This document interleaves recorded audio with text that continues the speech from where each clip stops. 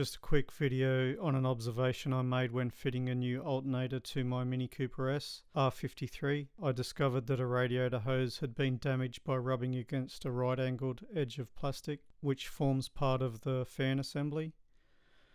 So just to help you visualize it, this is the approximate orientation of the hose as it sits behind the fan assembly. I used a pair of tin snips to cut the right-angled piece off and made it into a 45-degree angle to avoid the same damage occurring to my new hose. I then used some emery cloth to smooth the cut edges of the plastic. I'll just demonstrate how you can hold the fan assembly in its final position to evaluate if the hose is clear of the fan assembly before you bolt everything back in place. Keep in mind that once the top clamp is in place, the hose will be slightly higher again.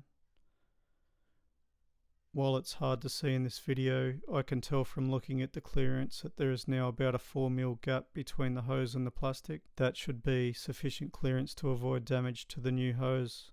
My Mini was about 19 years old with 100,000 kilometers on the clock. So if yours is of a similar age, I would advise looking into this modification to avoid the drama of this hose blowing on a long drive in the middle of summer. Thanks for watching. Hope this video helps someone, and please drop a comment if you have a question.